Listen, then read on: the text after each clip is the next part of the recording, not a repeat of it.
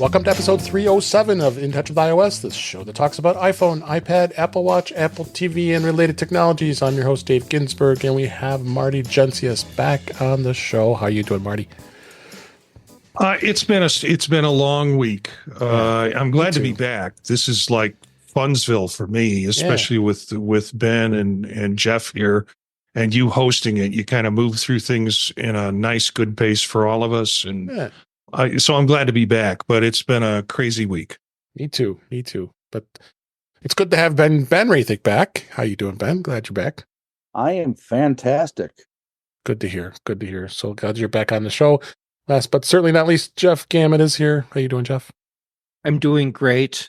Marty, with your red shirt and your microphone placement and its colors, is it okay if I just start calling you Mr. Incredible?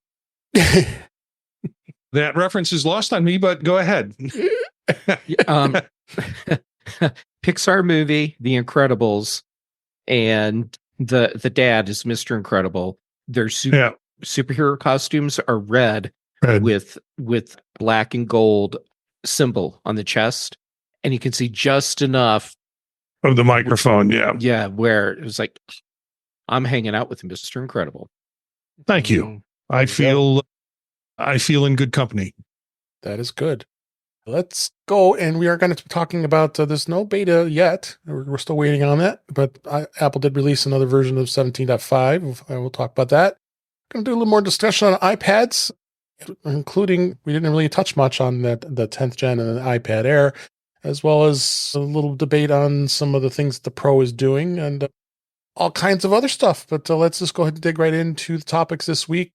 First off, iOS 17.5.1 was released. We did report last week that there's this pretty serious kind of crazy thing that was that it was showing old deleted photos that had resurfaced after the 17.5 update. And went as far back as 2010, photos surfacing again, which is kind of strange. So this did squash some of the bugs that this happened, and Apple did acknowledge it and took care of it. And now we have 17.5.1. Make sure you are updating all your devices under this. What do you think, guys? This was just a crazy, crazy little bug. I hadn't seen like something like this before. What do you think, Jeff? I think that that the media should be making a bigger deal out of this. Yeah.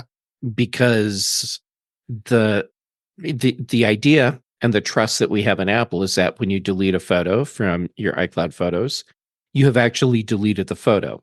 Right. And to find that images that you deleted like all the way back in 2010 might be able to resurface tells me that we, in fact, do not have photos deleting. They're just being tagged in some way as deleted. And that's, to me, that's a huge breach of trust. Yeah. And Apple has serious explaining to do. Yeah. And I fear that the whole thing about, my nudes, they suddenly showed up. Oh no. is taking the spotlight from the real issue here. Yeah, true. The same thing happened with tvOS. It was upgraded to 17.5.1 because the same thing was happening. So very strange. How about you, Marty? What do you think?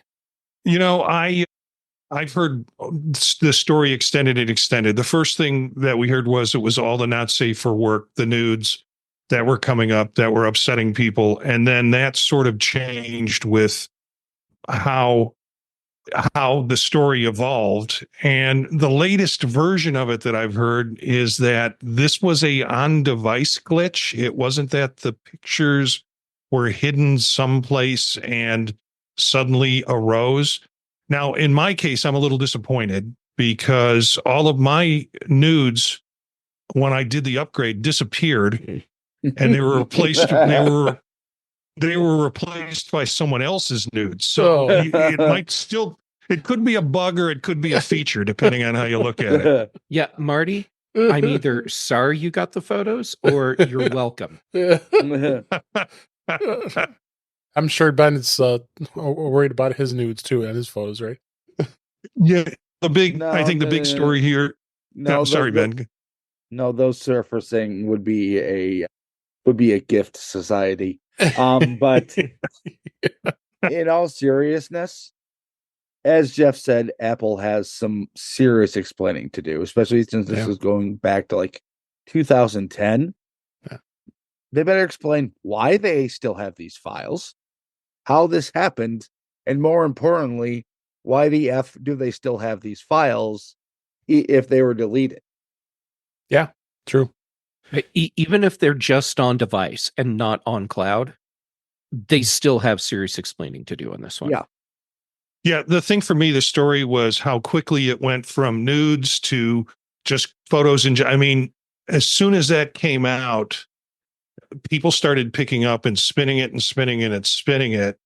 And the mistake, I think, is Apple didn't put a stop to that by being transparent with what was going on, if they knew what was going on at the time or what was causing the problem. Yeah, and I can guarantee I know why they have them. AI model training. But it's for a company that, pushes privacy. Right. This is the kind of a major invasion you would expect from Microsoft or Google.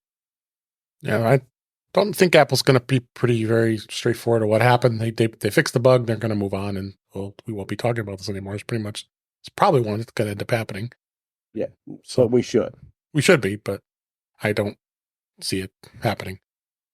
The beta is probably going to be 17.6. We would anticipate that Apple would probably release at least one more version until WWDC, which I can't believe is in 3 weeks from now to record. So there are some anticipated things that would potentially could expect from it, especially a better gaming experience, which streaming music, sharing, enhancing overall interaction. So game modes, smoother gameplay with reduced lag and stuttering, it's possible. And also potentially we're thinking maybe share play for HomePods and tvOS. Would it actually be seamless music sharing? We would hope. I think that's been a bit of the rumor that potentially might happen. Transferring music from other services or consolidating your music library, you have that capability as well, because those of us who are on Spotify versus Apple Music, you want to be able to transfer your music library over into playlists, so you don't lose all those playlists if you're deciding to move over. So at least to be a little more streamlined. So when is this going to get released? We don't know. We would anticipate, I would think, potentially next week after, but we'll see. We'll see when it will be released. And, we'll be here testing it out and trying to see what new things come out in this. But for now, we're just going to see what happens here. So let's move on to the next topic here. Now, we did talk about the iPad Pros at great length last week with myself, and Eric was here last week, as well as Marty. Have the iPad Pro 13-inch, which we're absolutely loving. But show a little bit of love with the iPad 10 and the iPad Air. What is the big differences, and is it really worth between the two? It's about a $250 difference in price. So you have the iPad, you have the 10th gen is now at a $349 price point, whereas the iPad Air is at $599. And so what is really the big difference as far as you're going here? I mean, processor for sure. I mean, it's going to be the biggest difference. You go from an A14 Bionic to an M2 chip. That itself is going to give you options. The fact that you have a 10.9-inch screen versus you have an 11 or a 13-inch choice, which is great. I think I was really happy to see Apple put the 13-inch beyond just the Pro. So you got more memory. You got the little bit of Wi-Fi improvement with the 6E. It does support the Apple Pencil Pro, which the iPad 10th gen is not. That it only the 10th gen only supports the first gen Apple Pencil or the USB-C version, which I've done a review on the USB-C, and that pencil is gosh awful. So as I talked about, so really, I mean, what is going to be a big difference? They're still selling it in a 64 gig version at the base price for the 10 gen versus starting at 128, probably up to 1 terabyte on the Air. I've always personally said that I think the Air is well worth the price, even if you got the base 128 gig model at $599. That's such a deal. But I'd like to hear what your guys' thoughts here. I'm gonna start with Marty here, since you have many iPads, and I'm sure you had an Air at one point. But I almost had the new Air. Yeah. I told you it's been a rough week, and you shouldn't combine my stress levels and put me near an Apple store. Because I thought, okay, I want to find out about this Air, so I went ahead and ordered one to pick up, and then I reviewed it and thought, if I'm going to spend this kind of money, let me just kick in another 400 or so and get an 11-inch iPad Pro. So I now have 2 iPad Pros in different sizes. So I'm not to speak on the, I'm not to speak on the iPad Air. I would say that for most folks, even the iPad 10th generation handles most folks' workflow. Yeah, that's what I say. Maybe they want to kick up the memory or the storage if they're going to try and do movies or store things on it that are larger. But in terms of the workload or workflow they're going to do, it's going to handle most people's needs. There are things about the Pro that I like. I mean, I like the idea that it unlocks, it has visual unlock, and I never got accustomed to that little button fingerprint sensor. That never seemed to work well for me, or it felt like I might as well just have a home button to open the thing up. So I think for 80-90% of the folks, the best deal there is the iPad 10th gen. Yeah, I mean that's the kind of advice we generally are going to give to any friends or folks that ask. When they ask me, where I worked in tech as a tech support person, you're always going to get people to ask them, and they are interested in getting an iPad. Well, what would you pick? And I really do. You've got to want to find out what they're going to do with it. I mean, someone like you said just wants a simple iPad. I think for kids, it's amazing. I mean, I remember I did have somebody ask me, they don't want to spend a lot of money on an iPad, and then they were at a really low budget, so they decided to go. I suggested, because the 9th gen was still, and it is still available. You could buy it in some places, which is the least expensive. You can get that for like $250. For a kid, that's so perfect. Granted, that only has the Lightning connector still, but do you think most people care about that? I mean, they still have their old iPhones that they can use the Lightning cables that they already have. So, what about you, Ben? What would you say is between the Air and the 10th gen? Where would you go as far as suggesting which model to go with? To be perfectly honest, unless you specifically want Pencil Pro capability or the 13-inch, right? Honestly, for 99.999% of the things on iPadOS, the 10 is perfectly sufficient and will be for many, many years. Yeah. But how if you do want to, say, use your iPad Air as a second display for your MacBook, or looking for a larger display to watch movies on a road trip with the family, the second gen or second gen, 6th gen, it is 6th gen, right? I think so. Yeah. Yep. iPad Air 13-inch is an amazing value. Yeah. And with even that M2 being outrageously overpowered for what iPadOS is capable of, it's going to be a good iPad for you and your family for a very long time. I agree. And then with Jeff, you're still in your decision mode, or you're going to go with the Pro, which I know it's going to happen sooner or later. But what would you do the same thing with when someone would recommend, or would you want to ask them and recommending one of these 2 models, the 10 or 10th of the Air? That iPad 10 is a really great deal for really good hardware. Yep. Here's the thing. People tend to keep iPads for a long time. And knowing that if you want to keep your iPad as functional as possible for as long as possible, I would say consider spending the extra money on the Air, so you have the newer processor and support for the newer Apple Pencil. But for someone who just casually uses an iPad, that 10th gen is a great deal. But I will say, I think overall the best bang for your buck is the iPad Air. Yeah, no, that's what I always say. The Air is the greatest bang for your buck for sure. Yeah, I mean, especially if you're looking in the 11-inch size, Yeah. you can get your hands on a closeout M1 5th generation iPad Air. That's going to be a really good deal. Yeah. Yes. Oh, yeah, for sure. Ironically, you just mentioned about people keeping their iPads for a long time. This topic I wanted to hit on is here's what Apple users do with their old iPads. The CIRP was revealing a growing percentage of iPad owners waited 3 years or more before upgrading their tablets. And they did a study to answer what those people were doing with their old iPads. The habits of Apple users show about 40% of the respondents said that they were waiting 3 years or more to buying a new Apple tablet. That number is up 4% from 2023 and 12% from 2022.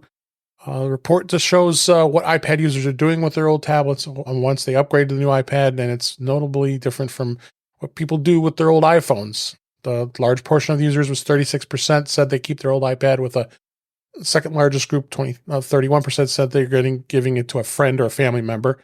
23% said that the old iPad either lost or stolen or broken, and a small 6% fraction said they sold the old tablet, and 3% just said they just did a trade-in.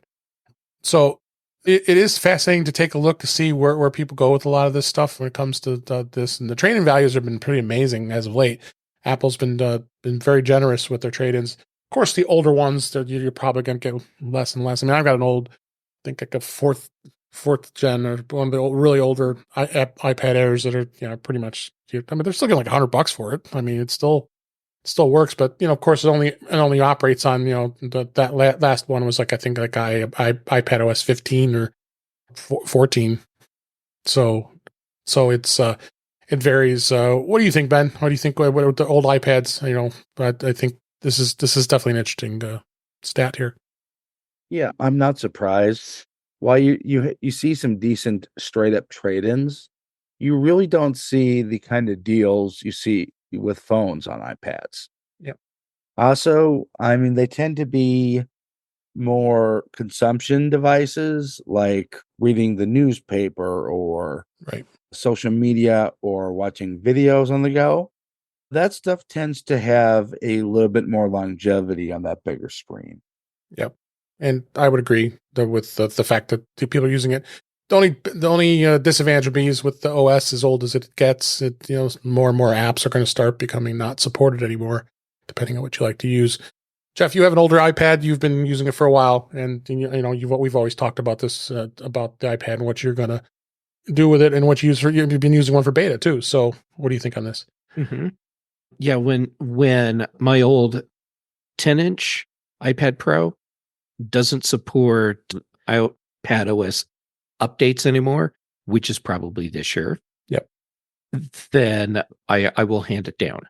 My old iPads go to family members and friends. Yeah. And I never even bother trying to trade them in or sell them. Just too old.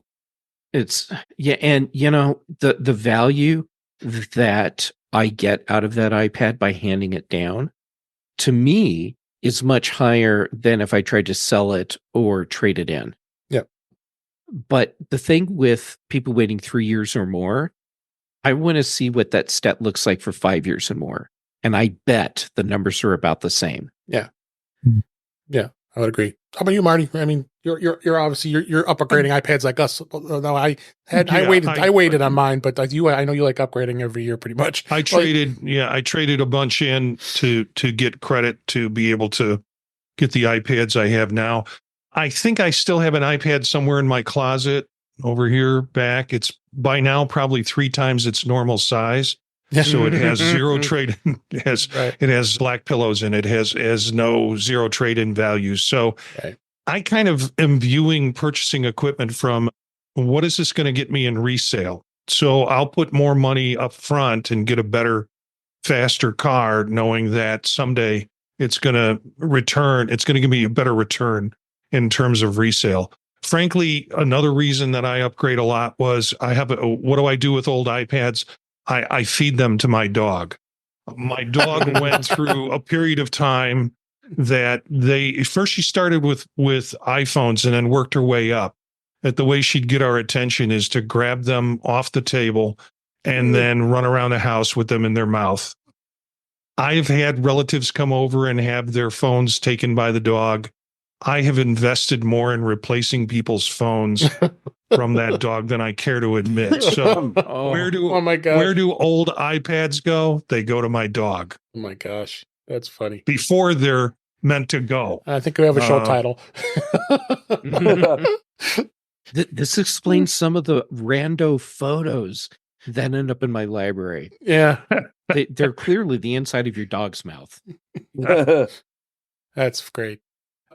So next topic I wanted to hit on real quick is we talked about this a little bit. I wanted to spend a little more time on it. Now, of course, we talked about the iPad Pro, the 11 and on the 13-inch comes in different sizes as far as space goes and such. I got the 512 gigabyte, and that's a 9-core processor, M4, and that's 8 gigs of RAM. But then you got the 10-core, which is the M4 starting at 1 terabyte. Is there a big difference, and is it worth actually paying more for the iPad Pro on this? And I would say it depends. Depends on what you're doing. Macworld did a great article here showing some of the benchmarks and Geekbench, what between the 9-core and the 10-core on the M4, and there's not a dramatic difference in speed. I mean, it's a fair amount when it comes to that, but is it worth it? And then what you got to do is decide, what are you going to be doing with it? If you're going to be doing a lot of high intensive graphics and doing a lot of using the Apple Pencil and drawing and all that stuff, you might consider it. I know, Marty, you went with the nano texture, 1 terabyte, and you got the text. Yeah, I went with the textures on one. Texture screen. Both of them are, one of them are nano texture. One of them is the standard OLED, but both of them are 1 terabyte. Right. And in that article, it makes some interesting points, which I know you'll post the link to it. Yep. But some of it says if you just look at it in terms of a memory upgrade, it's kind of a wash. Yeah. You're getting the CPU advantage and you're getting the extra the extra RAM, I guess. But if you just look at what you're getting in terms of storage, the cost differential is the wash. So and I don't think I thought through that when I bought it. It's just like do the 1 terabyte and then the space. Background, coming backwards, it's like, oh, okay, well, extra stuff. The CPU bump is nothing to scream about. I think it's 10%. Right. So, but I know Jeff and David and Ben probably know the term for that, where they're shutting off. They're building a 10-core piece and they're shutting off one of the cores. What's it called? Binning. Okay, thanks. Yeah, I was going to say, I mean, if you're going to buy this iPad, if it's anybody who is just doing basic stuff, checking email, what's going on the internet, maybe the casual web, watching videos, you're not doing anything high intensive. Somebody like Jeff, who's as an artist who likes to be able to really push it to the limits, he's definitely going to be attracted to have to decide is it worth that investment. I'd like to hear your thoughts on that, Jeff, because you haven't pulled the trigger yet, and are you thinking about it? Well, for me, it isn't a matter of if I get a new iPad. It's a matter of when. When, right. Yeah. And the bottom line is it's about the storage. Right. Yeah. That's it. Because all the extra core, the extra RAM, it's not going to make a bit of difference. Right. And, even someone like me, and there's people that are way higher in power users, but for someone like me doing video editing and video rendering, sure, I'm going to see a performance improvement over my current iPad Pro, but the difference that I would get based on having that extra core and the extra RAM, it doesn't matter. There's nothing out there that fully takes advantage of iPad hardware anyhow. Doesn't matter. It's about the storage. And I'm sure there's people that are freaking out right now. How can you say that? But I mean, that's what it comes down to. Do I need 512 for storage or do I need a terabyte? That's it. Yeah. Storage. I know what Ben's going to think because I know his big debate about the OS and you really want to get Mac OS on an iPad. But if Yes. you I go ahead. I think in that case it would matter potentially, but I mean Jeff has it exactly right. Yeah. iPad OS and the iPad apps are nowhere near making use of any M series iPad. I mean, quite honestly, they may not even be taking full advantage of the A12 or the A12Z last generation. I don't iPad think they Pros. are. But Yeah, I mean, it's going to last longer because it's got Mac power. But yeah, go do it because you get the storage upgrade, not the processor. And I would agree with you. I think the storage is the big thing. If you're going to use the iPad for a lot of photo storage, you're going to be, especially a photographer who uses it and be able to have storage for files and videos and things that take up a ton of space. Yeah, then maybe you may want to lean towards the 1 terabyte version. For me, I thought the 512 was perfectly fine. I mean, I never maxed it out when I had 256. I mean, on the previous model. So.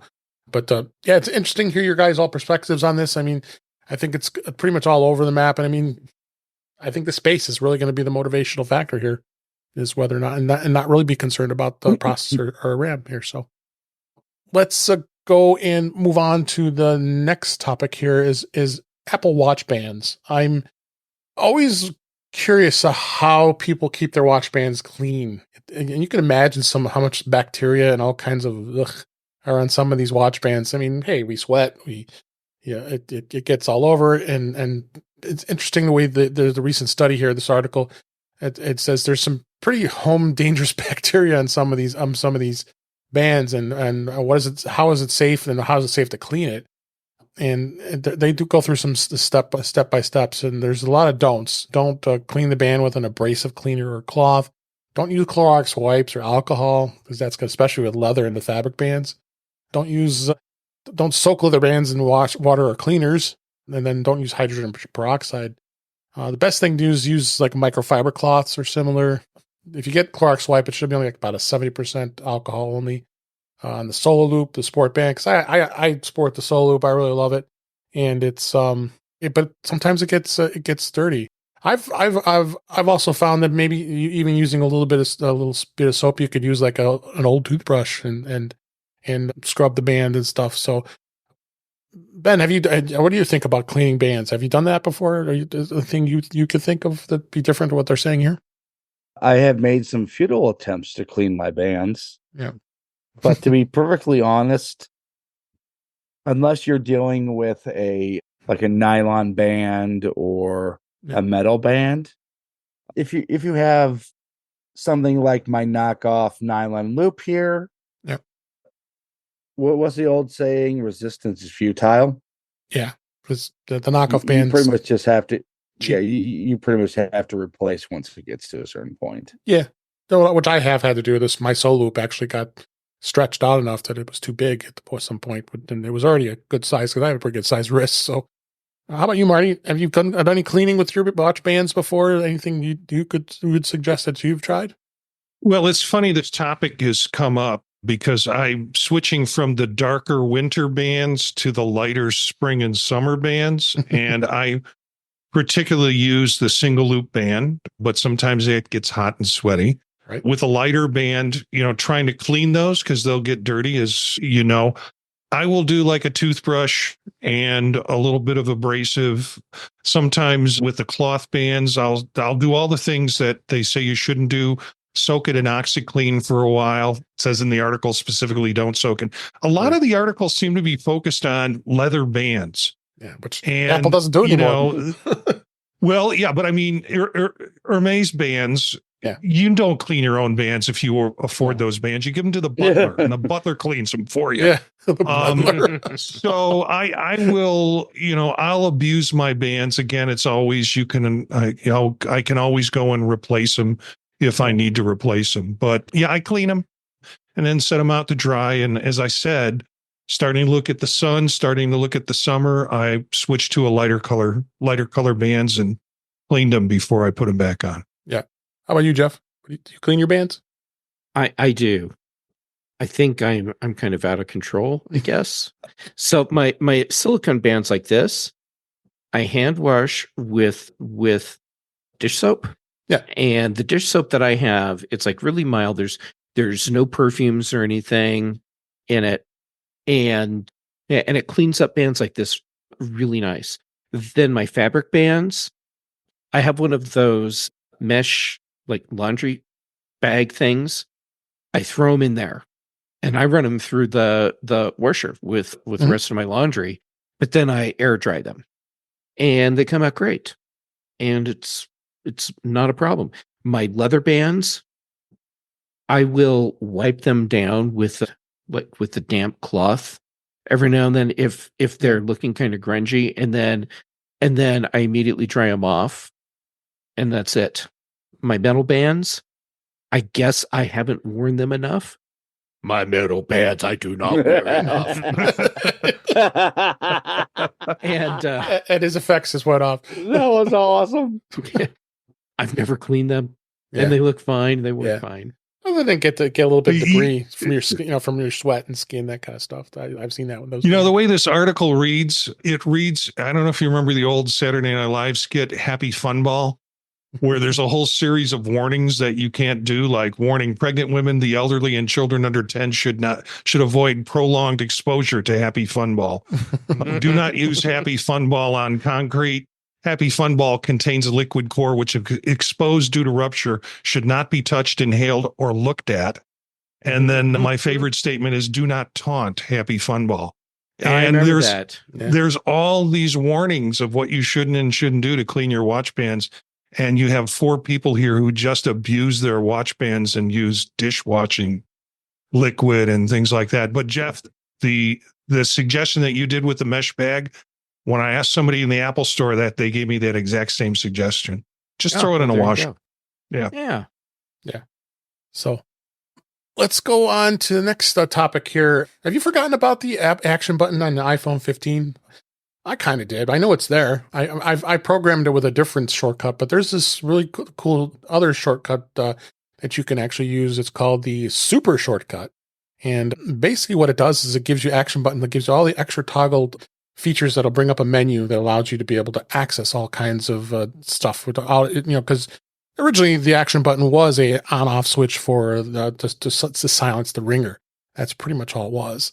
But now this action button by default can have, the different things, but you can actually program it by pointing to a shortcut. And this shortcut is interesting because it does bring up a whole menu of different items that'll come up with you, because all it does is it brings the menu up, you scroll through it, and then you pick whatever you want to do. Like it'll do it's silence for this. Of course, that's the most popular, to silence your ringer. It does a screenshot. You can start a video just by tapping the button. You can scroll through things, and even has, if you use Bitwarden, it's in here, a note, an event, a VPN. It just goes through the whole list of stuff. Even added ChatGPT for that. That's new. So it's pretty cool. So I put a link in the show notes here as far as what it can do. iMore wrote up a great article here. And then also there's a link to the actual shortcut itself that allows you to be able to download the shortcut, and then you go through the steps of how to set it up, because all you basically have to go is go into settings and go into the action button and point it to that particular shortcut instead of using the default buttons here. Marty, have you used any of the action button much? I don't use it. Well, I use it to silence my phone primarily, but before the show, I went in and added this shortcut. And I am not a shortcut engineer by any sense, but I think we have an article coming up about Shazam. Yep. And I thought, can I add that into this? So I opened it up, and not only are those shortcuts in there, the actions are in there already. Right. You can take them out. Right. So you can make that list smaller if you want. And there's a space at the bottom where you can add something in. Now, I tried to do that unsuccessfully, but probably someone who's better at engineering would be able to muck around with it. So it's interesting. I'm going to play with it for a while. Yeah. How about you, Jeff? Have you done anything? Oh, do you have that? I forgot. You have the 15, right? I never even got around to getting the 15. Oh, that's right. You didn't. Okay. Yeah. What would you think of this? But I love the idea of having lots of flexibility in how you use these controls. I am, however, still bitter about this button changing from a mute switch to a multifunction switch. I mean, and that's because the reason the switch was a hardware physical, you're muted or you're not, was so that you didn't have to do all the ridiculous things that everyone had to do before to shut the ringer off on their phones. And this is still a phone. Well, I guess not anymore. So since Apple changed it to an action button, iPhone is no longer a phone first. It's a pocket universal device that also happens to make phone calls. So it makes sense for what they did. So with that in mind, I will now step off my soapbox and say, I love that people are creative enough to come up with cool ways to let you do far more with these buttons than Apple had originally intended. Right. Let's fly at least they pirate do flag. it. I'm showing on camera. You can see that the menuing is they made a pretty neat animation wise, and you can set it to the magnifier, translate, voice menu. These are all added here. But the shortcut thing is cool because you actually can link any shortcut to it if you wanted to. I mean, if there's a specific function that you do that a shortcut does, you could easily add that too. But I think this is cool. Ben will find out because we're going to talk to him next week when he gets his new iPhone 15. Oh, yes. Mhm. And I already know exactly what that shortcut button is going to do. Yeah, what is it going to do? It's going to launch Halide instead of the all too limited iPhone camera app. Okay. That seems totally legit. Legit. So we have links in the show notes on how to do this and to access the action button. Most people may not want to do it. I mean, you can just set it for the ringer to turn on and off by default, and just you push it to turn on, push it to turn off. But it's a button that does have multiple features. Why not explore that? It'll make it easier to do those things. So I thought it was cool to check that out. So next story here, Apple this week actually announced in Apple Music, they revealed a top 10 albums of all time in their 100 best list. And they started with their top 10. And Lauryn Hill took the number one spot. And Apple does curate a lot of their lists and then this week, this is actually a newsroom story on the Apple's website here to talk about it. And they revealed their top 10 albums of all time, and the Miseducation of Lauryn Hill was crowned number one. Upon receiving the news, Lauryn Hill told Apple Music, "This is my award, but it's a rich, deep narrative that involves so many people and so many sacrifice and so much time and so much collective love." So, artists I'm sure appreciate that they're being recognized by Apple with Apple Music. Apple Music has become pretty much a dominant force in the music industry with the way Apple Music and how many subscribers it is. Obviously, Spotify, as we all know, is the big gorilla in the room because they're a little bit larger than what Apple Music does. But I thought this was interesting to see what they put in the top 10 list, and they got a pretty good list of some of these some albums like Songs in the Key of Life from Stevie Wonder from 1976, and Blondie and Prince, and the Beatles, of course, was number 3 with Abbey Road, and Thriller. Michael Jackson was also there, which obviously we know that was one of the top albums of all time. So it's rather interesting to see what this does. So what do you think, Jeff, on this? I thought it was an interesting list, and just to be annoyingly pedantic for a moment, it was Blonde, Not Blondie on the list. Was it Blonde? I'm sorry. Or it's Blonde, yeah, by Frank Ocean. My apologies. That was a mistake on my part. Well, that's okay. But I mean, Blondie has some great music too. Yeah. Yeah, I thought it was a really interesting list, and I'm glad that it wasn't just like an easy milquetoast collection of albums. Yeah. Although I would put Purple Rain above Abbey Road. Yeah. I'm gonna stand on that hill. Everybody's taste is different. How about you, Marty? Are you Apple Music listener? I'm assuming what do you think of this? I used to program at radio stations, and occasionally we do these annual best 100 albums of all time. And all this article did was convince me that as you get older, you realize you're less and less hip, that you're not in touch. And so when I looked at the list, I'm like, so yeah, I might have programmed something more milquetoast to Jeff's taste, but yeah, it was just it was a miss for me. Okay, and maybe it is for Ben too, because I don't see too much metal in this list. Yeah, let's see. Appetite for Destruction 52. I can't even find the Black Album. Who programmed this list?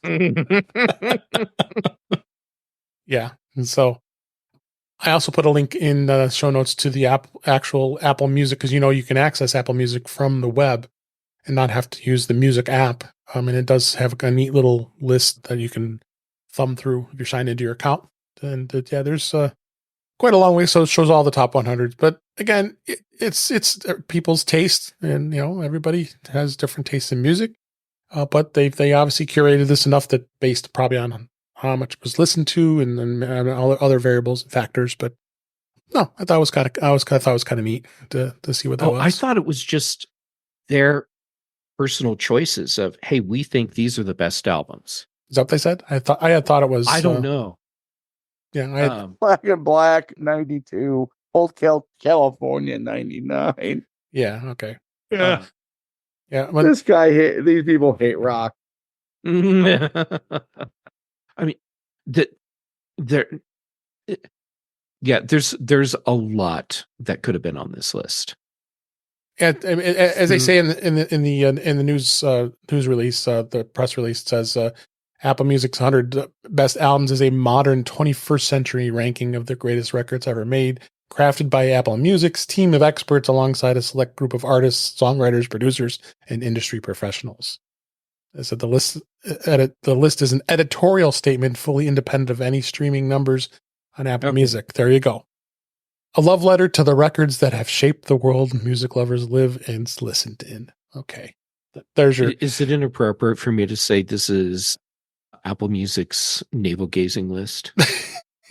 Yeah. So it's like, it's like the Academy Awards. A group of people get together and decide what's the best movie, which is why we never see the kinds of movies that people go to. So I'm a bit of a new music junkie and stuff. You look on my bookshelf here, I have right there here. I have all these old Billboard books and stuff. Joel Whitburn was always my go-to. I loved a lot of the books he did with all the charts. He would compile, and he has he's since passed away, but he has an insane collection of records that I don't think anybody in the world has. Pretty much anything you conceivably think of in every medium, and it's fun to see. I'm putting together playlists. I mean, I've created playlists of all the Billboard charts from the last 50 years or so, and just put together what the year end of each year, and it's always interesting to see where that music is. I think that's more of interesting to see on songs anyway, and then even albums for that matter. But yeah, tastes are different, but hey, Apple can do this too, and I haven't heard anything pushed back yet on this, but yeah, it's definitely interesting. I'll give you the pushback on it.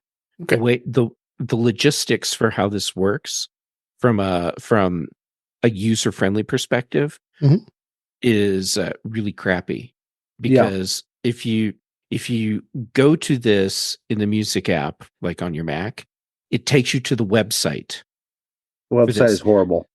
And yeah, so you're dealing with this on the website. Right. Once you've logged in on the website, and at that point, you can push it back to the music app, but right. I just asked ChatGPT to create a list of the best 100 albums from the 21st century. Okay. I won't read through them. No. They're generating right now. Okay. Mm-hmm. So that will be a subset of some of the stuff that's in here, because a lot of this is from the 20th century. Yeah. I'll post it in our chat if you're interested. Yeah. Yes. That's fine.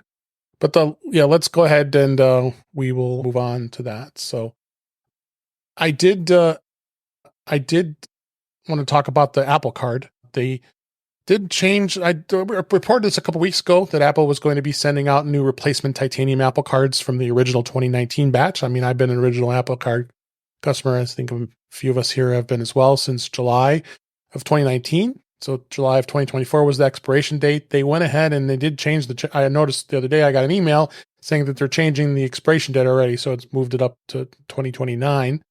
And then I was curious because I didn't get an actual confirmation that the card was sent. So I reached out to the Goldman Sachs support at Apple support, and they said, "Oh yeah, it was shipped." And they sent me a link, and to the FedEx, and I said, "Well, that link doesn't work. It doesn't even say it exists." Oh, I got the link, but it just got generated as being shipped. So they are going to be replacing anybody who had the Apple card from the very first when it first started out. I don't know if Marty or Jeff, you had the very first Apple card when it came out, but I did. I waited a little bit to get mine. I just, it's one of those things where I didn't need it until I was ready to get something. And then it was like, oh, hold on. I'm in this Apple store. Hold on. Let me do the application thing. Okay, great. Got it. Now let's buy. Yeah. So mine actually expires, I think, next spring. Okay. So then you'll probably end up getting a new card eventually too. So yep, it's coming, just later than yours. You had an Apple card too, Marty? Yeah, I do. I don't think from looking online, I don't think mine doesn't expire until 2027. Okay. I wish they had Apple Care for Apple cards because mine is getting a little bit dingy, and you can always ask for a replacement. They should ask. I should ask for ask for an article on how to clean your Apple card. There you go. I got it, and when it was, for me, it was like, look, friends, I can cut steak with this thing. But that's why you need to clean it. Yeah, I didn't, but I could have. But I'm kind of jealous that you're getting a new card because I think I used mine enough and put it through the war. I think maybe I got mine in 22, something like that. Okay. Marty, instead of Apple Care, you have Goldman Sachs Don't Care. Yeah. Put it in the wash. Then you have Goldman Soaks. I'm sorry. That was a really bad joke. I apologize. Yeah. Couple more things I wanted to talk about here. I was going to mention, I did notice that when I upgraded to 17.5, that all of a sudden my iPhone, the voicemail stopped working, and I didn't. And originally I thought it was just something with the phone itself, so I just let it go. And then, of course, it drives me nuts when we all don't like to see the little number on an icon saying you have 1 or 2 or 3 or 4 on anything. At least I don't. I like to clear them off. So it turned out that some sort of bug after it was updated caused it to have to be reset. So I went through the hard reset of the iPhone, like we've talked about before, and I cleared it up. So I included a link in the show notes with an article that describes how to do that, and it did clear it up. And then I was able, because I did miss a voicemail for a day, and I didn't see it. So which was kind of irritating, but it happens. But be aware of that. I don't know if you guys have experienced that at all. No, I'm having trouble with this article from an editor's standpoint. I had this feeling. Well, it is Apple Insider, and isn't it? Or no, it isn't. It's iGeek's blog. Yeah, you're right. Yeah. I didn't experience the bug. If I don't get a lot of phone calls, but you might consider this a bug, I see it as a feature. A feature. Yeah. I knew you were going to say that. So before we wrap, I wanted to have hit a couple news stories here. And T-Mobile is going to be, the people are anticipating potential raising of prices if you have some of the older plans. They revealed that they're going to be increasing the plans in the U.S. between $2 and $5 per line. You'll get a notification by text saying that that they're going to be doing this, and there's going to be some limitations to this because if you had the price lock, you won't be affected, and so just be aware of that they are going to be doing that. But I don't think I'm affected. I'm on the Magenta plan, which is one of the older plans, so it looks like we'll be okay.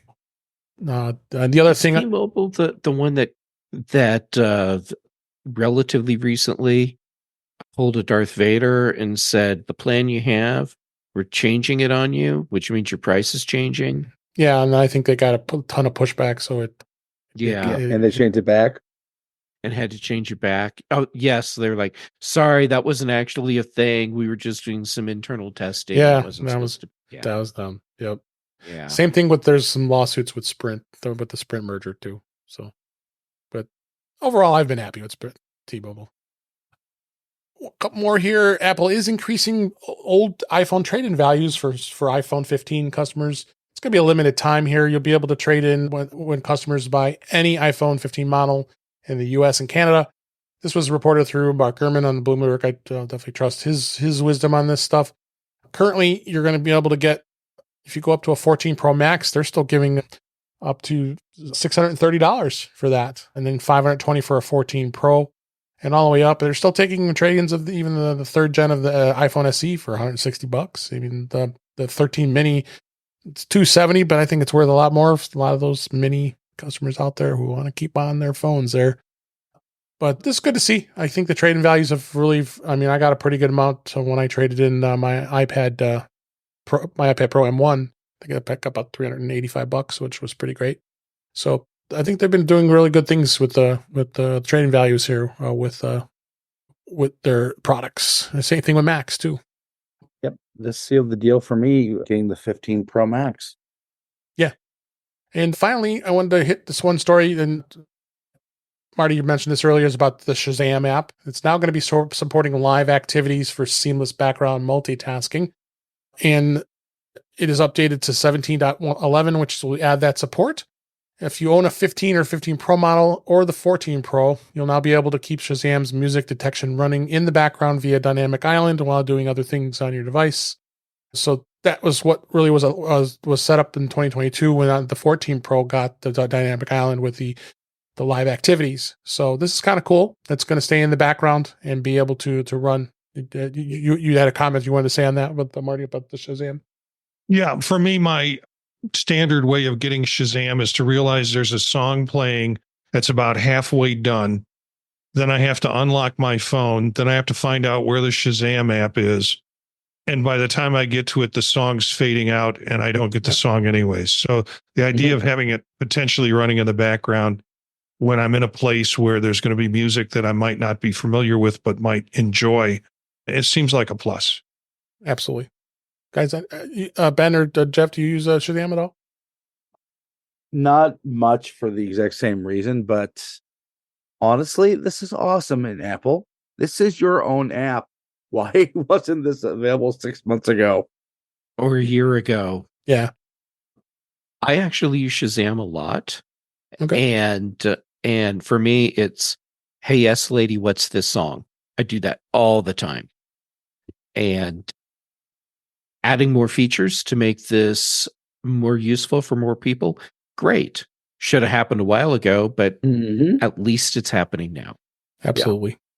All right. And then before we go, we got to still talk about Macstock. Macstock 8 is here. It's July 12th through the 14th, the Macstock Conference and Expo. It's going to have just an amazing cast of characters, including myself speaking, and Marty Jencius, and Jeff Gamet's going to speak. This guy, Chuck Joyner's going to speak. Dave Hamilton, I'm excited to see him again. Allison Sheridan and Jill McKinley and so many others are going to be speaking. It's just an exciting time here. Marty, you're going to be doing the workshops on the first day on the 12th. This is brand new. You're going to be able to get into this pass, which will include 4 90-minute productivity boost workshop sessions on that Friday. I can't wait. It's going to be a lot of fun. You said you're going to be doing it on AI, I believe, on the workshop. Yeah, right? Sort of practical applications for workflow and the kind of things that people do with jobs that AI could help them with. That's great. And Jeff, what was you already have your topic announced? Yeah, my topic's on Macstock website. I'm going to be helping people figure out how to get started with smart home tech without getting super pissed off. That's right. So you'll have 2 choices of registration. You have the weekend pass if you only wanted to go for just the 2 days on Saturday and Sunday. That's $299. That's a bargain for all the great sessions you're going to get. But why not go for the full 3 days? It's going to be such a blast. It's $399, including the workshops, including the Saturday and Sunday sessions, the Macstock Film Festival, and the lunch is going to be included both those days. And you were also going to get, of course, the T-shirt. I've got my collection of T-shirts from day one. I keep them all in a neat place here because I've been to every single one of them, including the Macstock mugs. I have my collection of those too. So, I mean, I've been to every single Macstock. Hopefully we're going to get Ben to come. I'm hoping he's going to come join us. He's still crossing his fingers on that, but we're going to have an absolute blast, and we're going to be seeing a lot of great friends, and you can come meet us, have fun, network. So it's going to be an absolute blast. So make sure you go to macstockconferenceandexpo.com to register.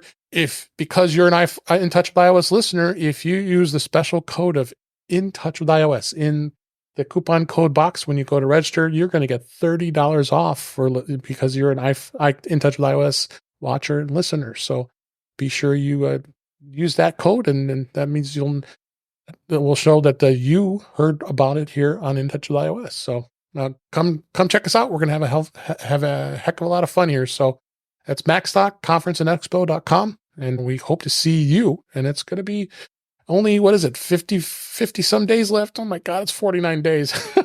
Holy crap. I think we better start tuning up our presentations here. I got to get going here. It's tuning up. I've got to start my presentation.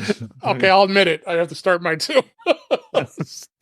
But we'll have them all fine-tuned and started, ready to go here. So it's going to be a lot of fun. So come join us. So you're saying I'm ahead of you guys? I guess you are. I have lots of notes. I just need to put everything in order and figure out my flow.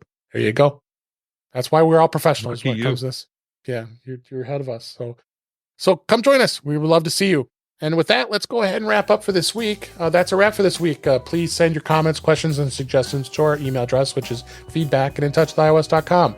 You can follow us on Mastadon at intouchwithios, at techhangout.social.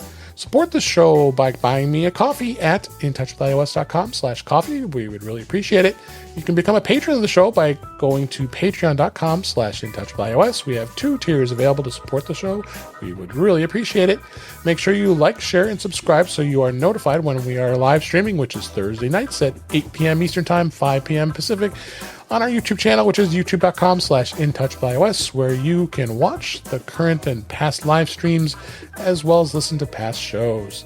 Visit In Touch with iOS magazine on Flipboard, where many of the topics we discuss are flipped into that magazine. The link is in our show notes.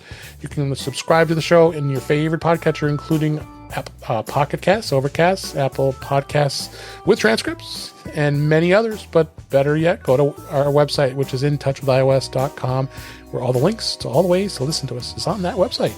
I am Dave Ginsburg, and you can find me on Mastadon, which is at DaveG65 at mastodon.cloud.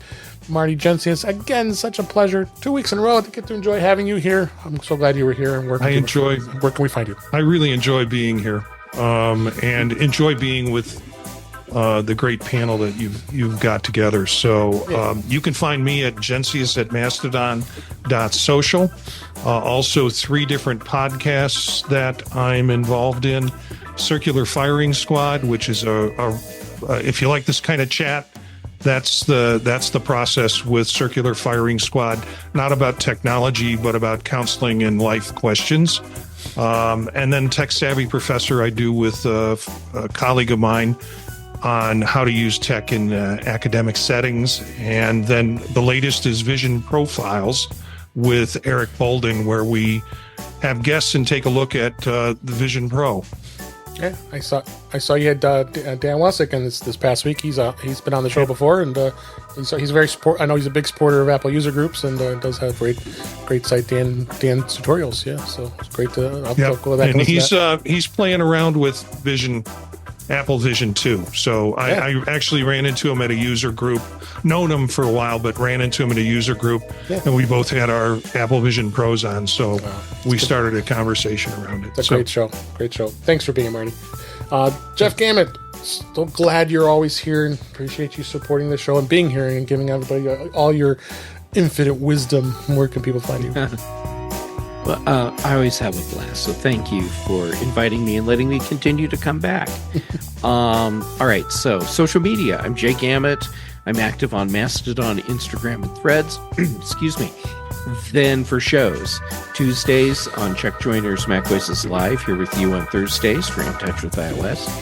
On the British Tech Network, The Big Show on Thursdays, The Mac Show on Fridays, and then also Brent Chaffin and I do The Context Machine. All right. Thank you so much, Jeff. And last but certainly not least, Ben Roethig, thank you for being here. We appreciate it. And where can people find you? Well, Dave, you can find me at Ben Roethig on social media. Currently, you can also find me on Mac Voices Live, Chuck Joyner, and every Thursday here on In Touch with iOS with Dave Ginsburg. Great. And we're looking forward to hear about your iPhone 15 when you get it all set up, and hopefully we'll get to talk about it. So, but until then, I appreciate everybody being here, listening, watching, and enjoying the show because we enjoy doing it. And until next time, we'll talk again soon.